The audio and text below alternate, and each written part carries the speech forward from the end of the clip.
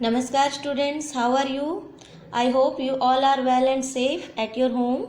Students, in our previous lecture, we have started our chapter number 13, our water resources and we studied about that water is our basic need and we cannot live without it.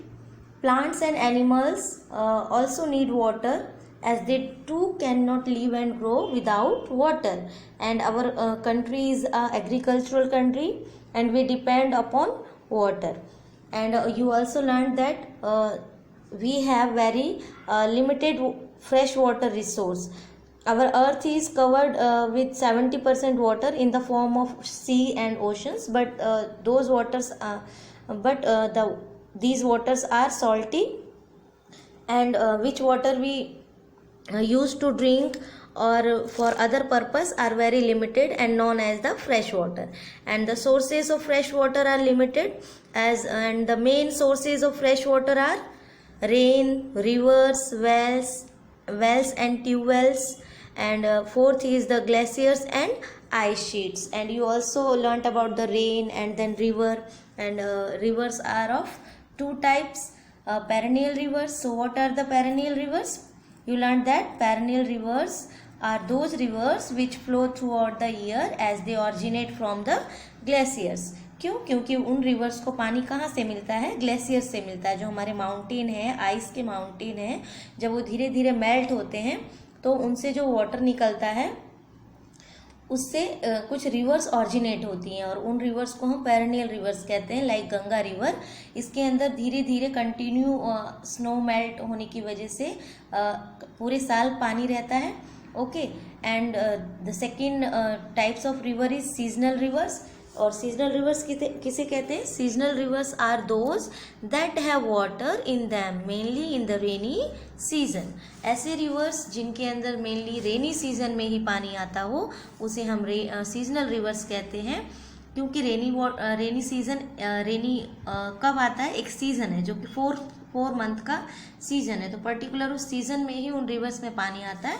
सो उन rivers को we called as the seasonal rivers. And such rivers are called rain fed rivers. और ऐसे reverse बच्चों जो seasonal है, जो सिर्फ rainy season में ही उन्हें पानी मिलता है, उसे हम रेन फेड रिवर्स कहते हैं, यानी कि बारिश पर जिंदा रहने वाली रिवर्स. लाइक कृष्णा, कावेरी, गोदावरी, ये हमारे साउथ इंडियन रिवर्स हैं जो कि मोस्टली सीजनल रिवर्स हैं. Okay, and after then in this chapter you learnt about the irrigation system. So what is the irrigation system? It is the watering of the land by artificial means. Okay, and which artificial means we use for irrigation?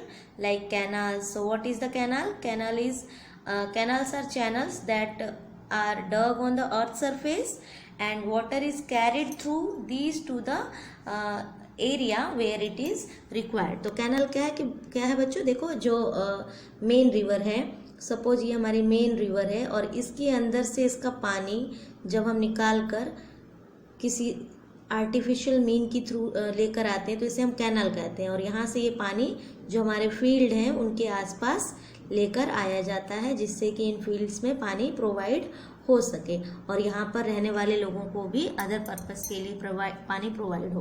उसके बाद आपने पढ़ा था Wales. तो wells क्या है? Wells the underground water is brought to the surface either by the traditional method like Persian wheel and the pulley system. And you also learnt about the tank. What are the tank? Tanks are natural hollows on the earth crust in which rainwater gets collected. Okay, and this water is then used to various purpose. Tanks are common in South India where the land is rocky and non-porous. Here it is the main source of irrigation. Okay, means tanks, कुछ artificial tanks भी होते हैं, कहीं पर artificial tanks भी बनाए जाते हैं, बट साउथ इंडिया में लैंड क्या है? रॉकी और नॉन पोरस है, जिसकी वजह से वहाँ पर नेचुरल होलोज हैं. और रेनी सीजन के अंदर रेनी सीजन में उन टैंक्स में बहुत सारा रेनी वाटर भर जाता है और वो पूरे साल फिर वेरियस पर्पस के लिए यूज़ होते हैं. Okay, now today we will read about the multi-purpose river valley project. So what are the multi-purpose river valley projects बच्चों? In this dam are constructed Dam are constructed across a river to provide many benefits to man like flood control, generation of electricity, irrigation to check soil erosion. अब बच्चों देखो multipurpose river valley project क्या है, ये एक ऐसे river valley project है जो कि रिवर्स के ऊपर बनाए जाते हैं डैम बनाकर। ओके, डैम में क्या करते हैं बच्चों कि देखो जो यहाँ से इस तरीके से ये रिवर आ रही है, सपोज कहीं पर यहाँ पे ये रिवर आई, रिवर फ्लो कर रही है। ओके, तो इसके ऊपर डैम बना दिया जाता है। कैसे? इस तरीके से बहुत बड़े एरिया में वॉल खड़ी कर दी जाती है, इस तरीके से।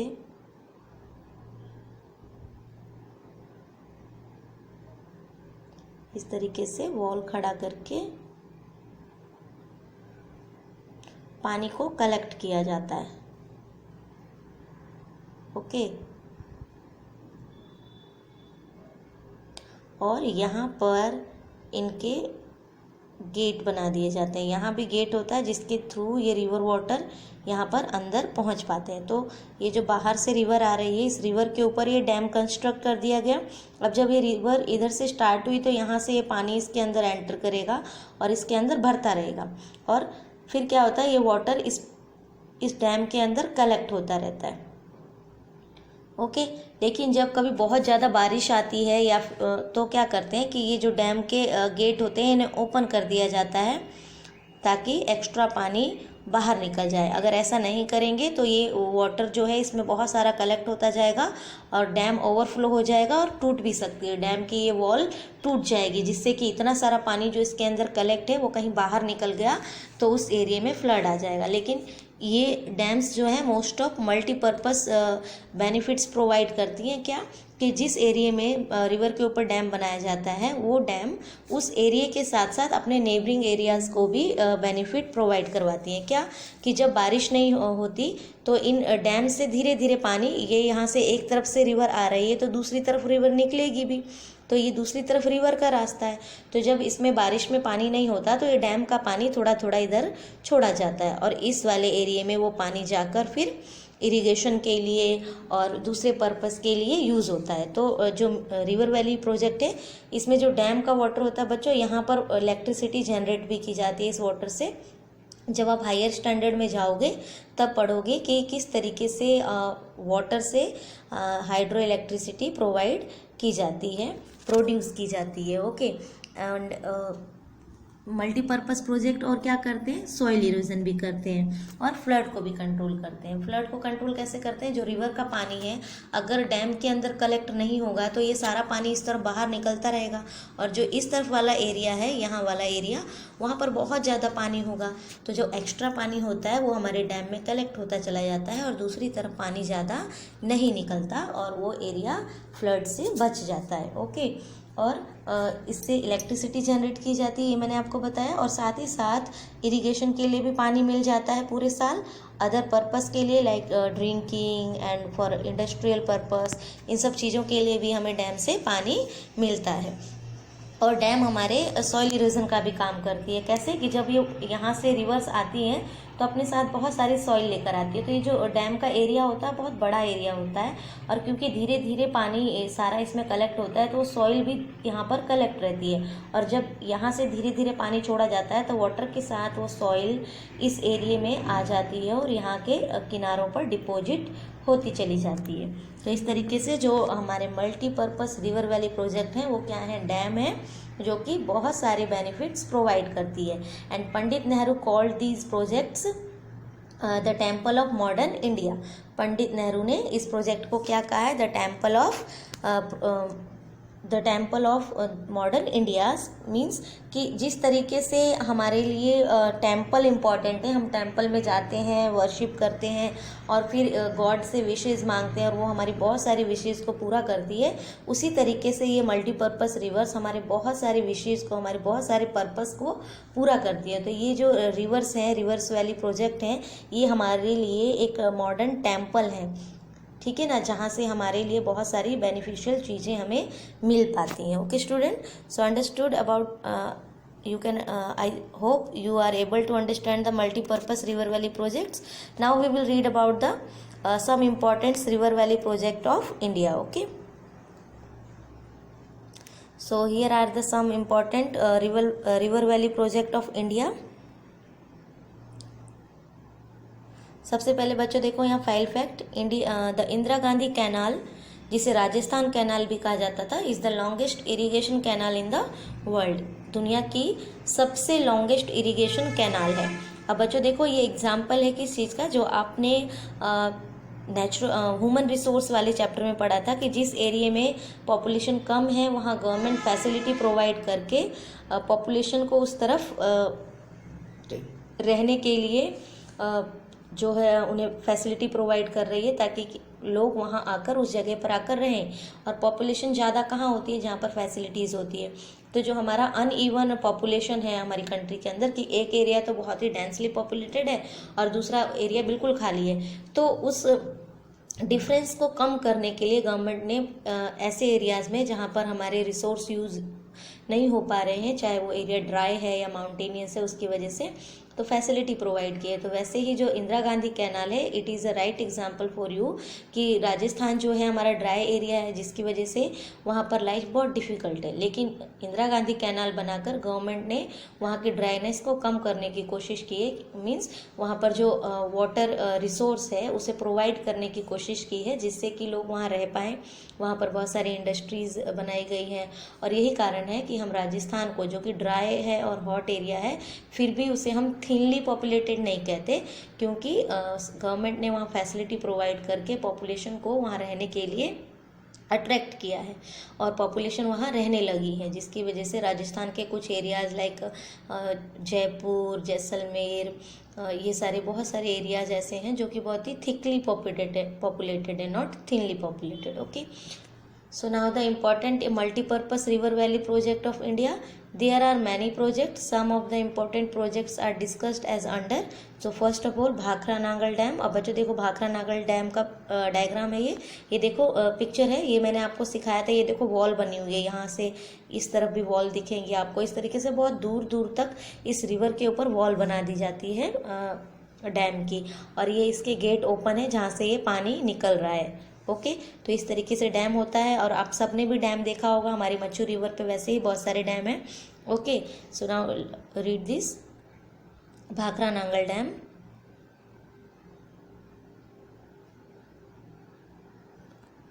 The Bhakra Nangal Dam is built on the river Satluj and is one of the highest dam, 226 meter in India. It is benefit the states of Himachal, Punjab, Haryana, Rajasthan and Delhi. अब बच्चों देखो जो Bhakra Nangal dam है वो कौन से river पे बना हुआ है, सतलुज रिवर पर, और ये हाईएस्ट डैम है इंडिया का। और कितनी हाइट है इसकी, 226 मीटर।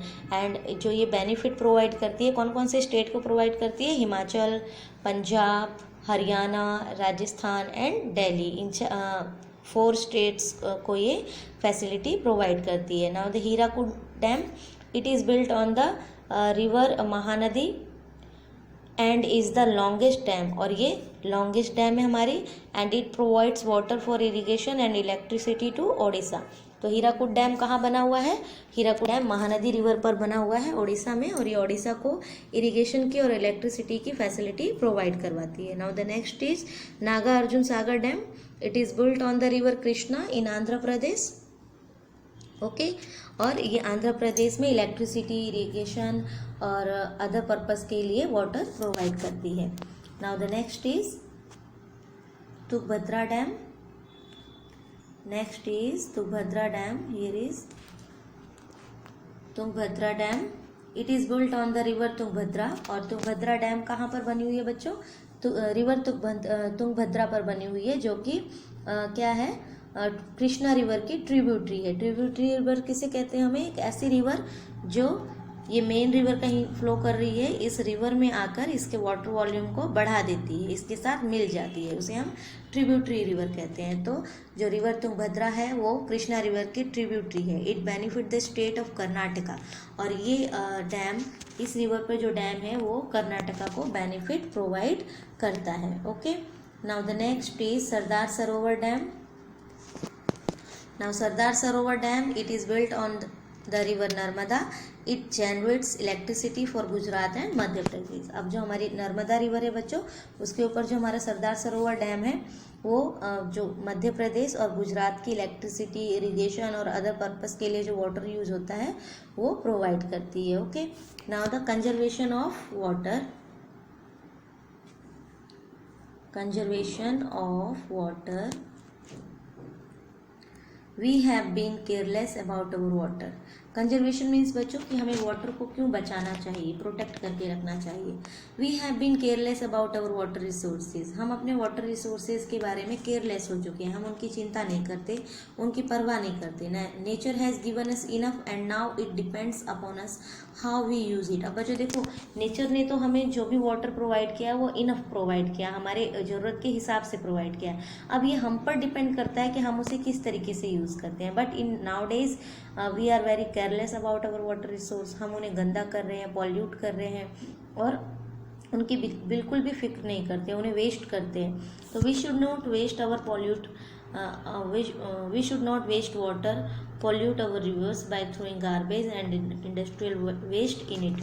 तो हमें अपने वाटर को पॉल्यूट नहीं करना चाहिए, हमारे जो रिवर्स हैं उनमें गार्बेज नहीं फेंकना चाहिए और ना ही रिवर्स के अंदर हमारा ड्रेनेज सिस्टम ख़त्म होना चाहिए। मीन्स जो हमारा ड्रेन होता है, जो नालियाँ होती हैं, हमारे गटर्स होते हैं, उनका गंदा पानी भी रिवर्स में छोड़ दिया जाता है। तो उससे क्या होता है, वो गंदा पानी रिवर के फ्रेश वाटर में आकर रिवर को भी पॉल्यूट करता है। तो हमें ऐसा नहीं करना चाहिए, हमें कुछ दूसरे तरीके ढूंढने चाहिए जिससे कि हमारा वेस्ट, जो हमारा गार्बेज है वो, और हमारे जो ड्रेनेज वाटर है, जो पॉल्यूटेड वाटर है, वो हमारे रिवर में आकर ना मिक्स हो, इसके लिए। ना पॉल्यूटेड वाटर स्प्रेड डिसीज। अब बच्चों देखो, पॉल्यूटेड वाटर जो है वो ना सिर्फ हमें बीमारियां फैलाता है बल्कि उससे हमारे जो मरीन लाइफ है, अफेक्ट्स मरीन लाइफ, वो भी अफेक्ट होती है। मरीन लाइफ किसे कहते हैं बच्चों, जो हमारे सी, ओशंस और रिवर के अंदर, पानी के अंदर जो भी लाइफ है, चाहे वो एक्वेटिक प्लांट हो या एक्वेटिक एनिमल्स हो, फिशेस, टर्टल, जो कुछ भी है वाटर के अंदर, वो जो होते हैं उन्हें हम मरीन लाइफ कहते हैं, यानी कि पानी के अंदर का जीवन, वो भी अफेक्टेड होते हैं। क्यों? क्योंकि पॉल्यूटेड वाटर उन्हें भी मार देता है। हमारी बहुत सारी फिशेज़, अलग अलग टाइप्स की फिशेज़ जो थी वो बहुत ही इम्पॉर्टेंट फिशेज़ जो थी अब बहुत कम हो गई हैं, लाइक डॉल्फिन, व्हेल, ये सब भी बहुत कम हो चुकी हैं। तो जो पॉल्यूटेड वाटर है वो ना सिर्फ हमें नुकसान पहुंचाता है बल्कि हमारे मरीन लाइफ को भी नुकसान पहुंचाता है। तो we should not waste our water, we should take care of it and we should try to find out other ways of drainage system, कि जो ड्रेनेज वाटर है, वेस्ट वाटर है, उसका कहीं अदर दूसरी जगह यूज़ किया जाए, वाटर ट्रीटमेंट करके ड्रेनेज वाटर को रिसाइकिल किया जाए, रीयूज़ किया जाए। इस तरीके के कुछ वेज हमें फाइंड आउट करने चाहिए जिससे कि हम अपना वाटर कंजर्वेशन कर सकें। Okay, so now student, I hope you will able to understand why we need to conserve water and why we should take care of our water resources and why we should not pollute it. Okay, I hope after reading this chapter you will also do this, कि आप अपने water को बचाओगे, उसे pollute नहीं करोगे और साथ ही साथ दूसरों को भी जिन्हें इसके बारे में नहीं पता कि हमें पॉल्यूशन नहीं करना चाहिए, हमें वाटर वेस्ट नहीं करना चाहिए, उन्हें भी बताओगे और सिखाओगे कि किस तरीके से हम वाटर कंजर्वेशन कर सकते हैं। Okay student, so now take care and bye. In our next video lecture we will do the MCQs of this chapter and also जो हमारे वर्कशीट है, वर्कशीट का जो करेक्शन वर्क है वो भी हम करेंगे। Okay, and after then the next video we will do the question and answer of this chapter. Okay.